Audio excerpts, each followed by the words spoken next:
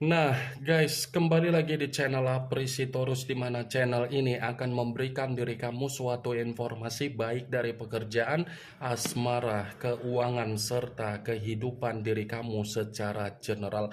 Sebelum saya memberikan suatu informasi dari berbagai aspek yang barusan saya katakan tadi, saya juga mengingatkan kepada teman-teman, informasi yang saya berikan terhadap diri kamu bukan suatu acuan untuk kamu ambil dan untuk kamu terima. Saya hanya bisa memberikan diri kamu suatu informasi berdasarkan kartu yang saya pegang ini. Diri kamu hanya bisa berencana terhadap kehidupan kamu, akan tetapi dibalik dari informasi dan perencanaan tersebut, lagi-lagi yang menentukan adalah Sang Pencipta. Sebelum saya mengambil satu persatu kartu yang saya pegang ini secara acak, saya juga mengingatkan kepada teman-teman apabila ketemu dengan channel saya agar menekan tombol subscribe-nya dan menyalakan loncengnya supaya next video saya lebih semangat untuk memberikan suatu informasi baik terhadap kondisi energi kamu, manusia yang selama ini kamu prioritaskan, serta pihak ketiga dia. Oke, Wageng, kali ini saya ingin mengarah terhadap pihak ketiga. Hanya sekedar ingin mengarah dan ingin mengetahui bagaimana situasi pembawaan energi yang dimiliki oleh pihak ketiga. Situasi apa yang ingin disampaikan oleh kartu yang saya pegang ini? Apakah ada gambaran yang bersifat positif atau memang justru kebalikannya? Kita langsung saja.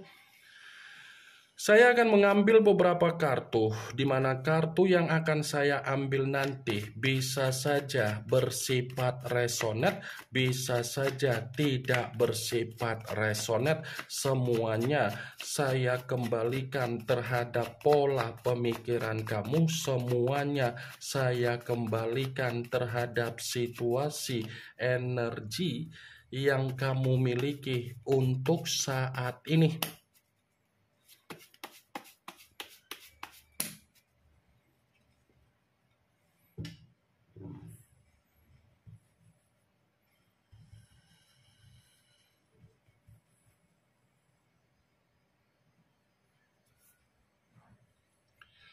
Muncul kartu ini.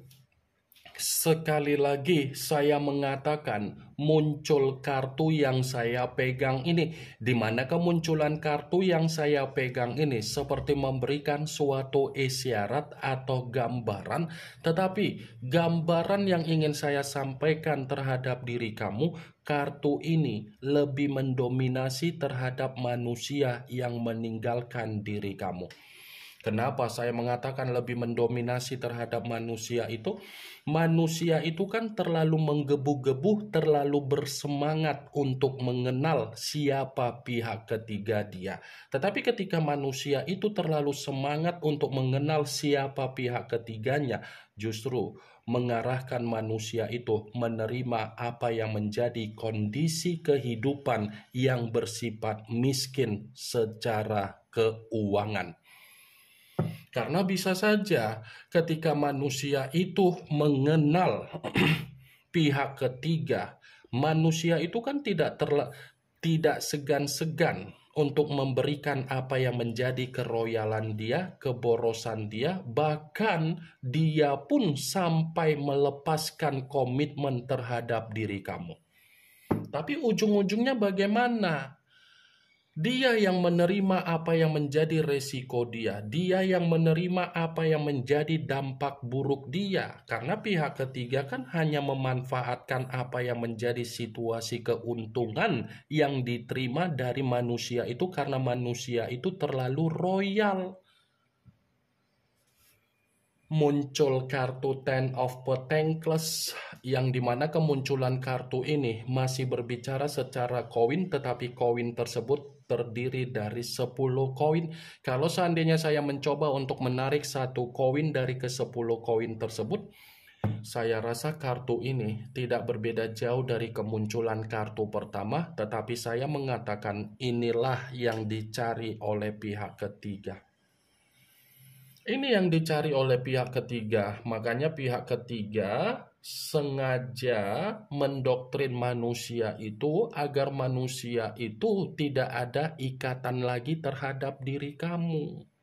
Segala cara dilakukan oleh pihak ketiga hanya untuk mendapatkan yang namanya keuntungan secara materi, secara penampilan, dan secara kebutuhan. Ya kalau bisa dibilang pihak ketiga ini terlalu licik, iya licik. Tetapi ya kita tidak bisa menyalahkan kehadiran pihak ketiga.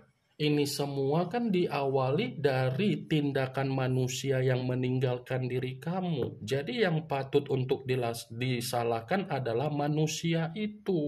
Dia yang sengaja memberikan ruang atas kehadiran pihak ketiga. Makanya pihak ketiga memanfaatkan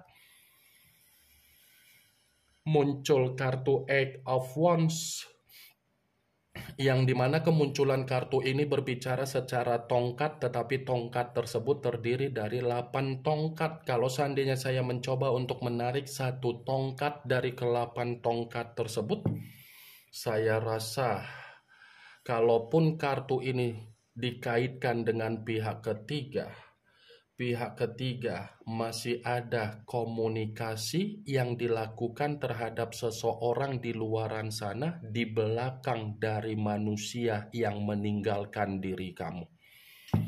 Sepertinya pihak ketiga ini bukan cukup satu komitmen. Lebih dari satu komitmen, pihak ketiga melakukan komunikasi terhadap orang lain di belakang dari manusia yang meninggalkan diri kamu, karena pihak ketiga ini sudah sadar manusia yang meninggalkan diri kamu, situasi kehidupannya lagi bersifat mengambang.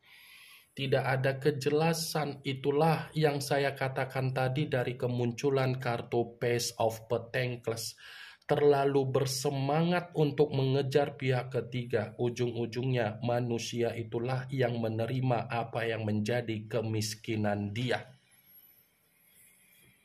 Muncul kartu The Hermit, yang dimana kemunculan kartu ini mengarah terhadap unsur tanah, berlambangkan 3 zodiak Capricorn, Taurus, dan Virgo.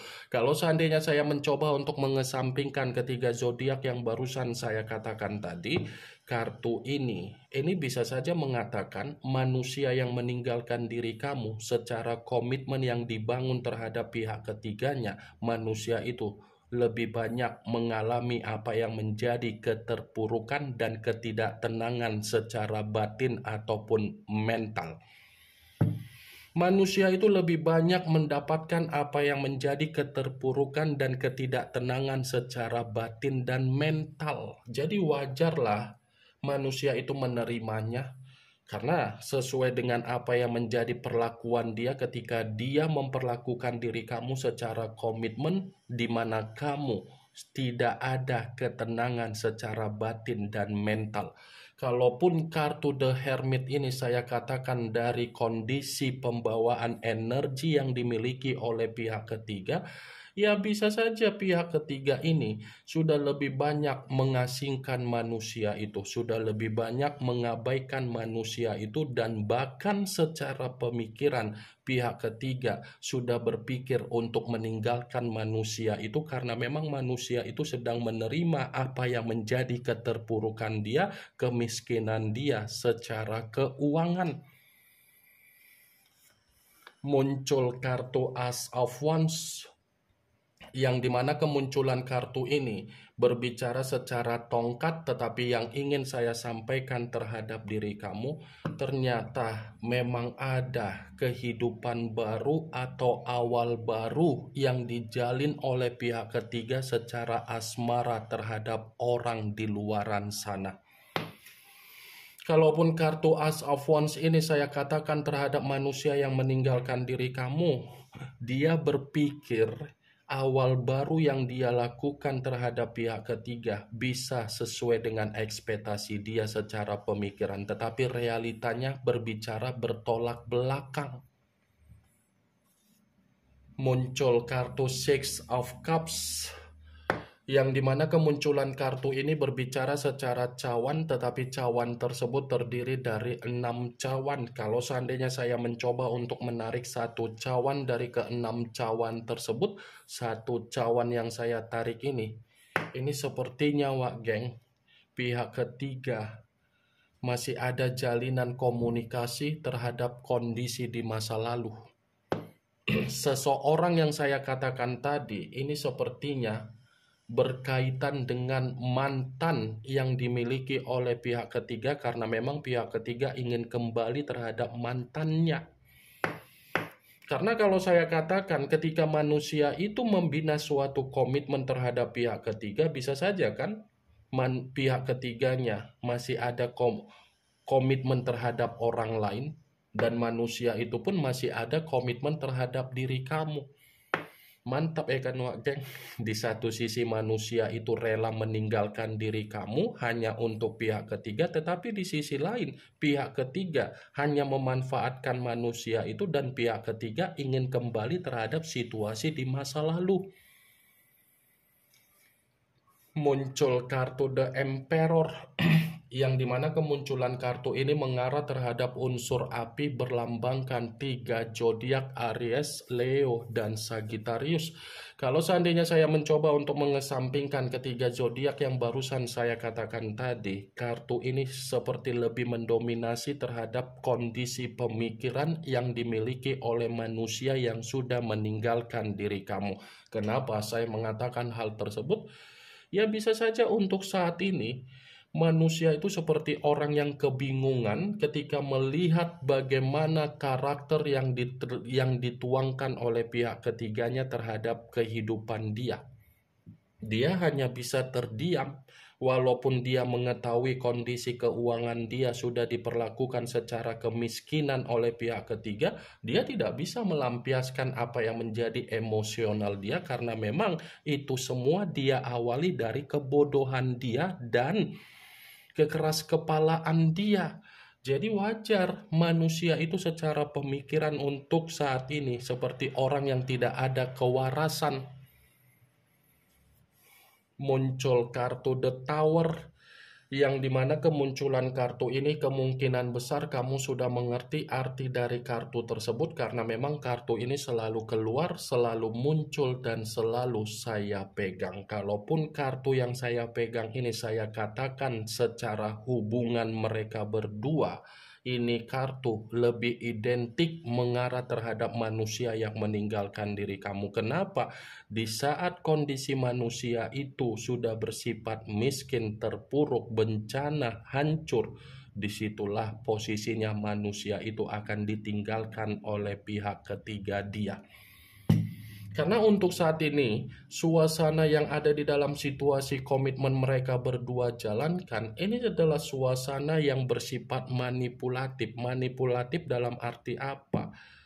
Kondisinya sudah bersifat hancur, tetapi memperlihatkan tidak ada kehancuran di mata orang lain agar orang lain bisa berpikiran komitmen itu masih ada kebahagiaan. Ya ibaratnya kedua belah pihak sedang berpura-pura ada kebahagiaan, sedang memperlihatkan kepura-puraan, tetapi dalam satu kondisi ya bisa dikatakan agar orang lain percaya.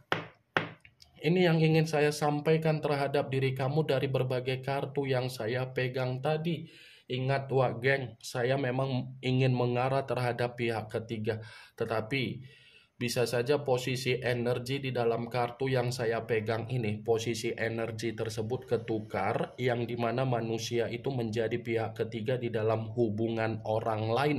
Kemunculan kartu The Tower sebagai kartu terakhir yang ingin saya katakan terhadap diri kamu, sebagai kartu kesimpulan yang ingin saya sampaikan terhadap diri kamu. Yang positif ambil, yang negatif buang. Sekian dulu informasinya. Salam kartu tarot, salam zodiak.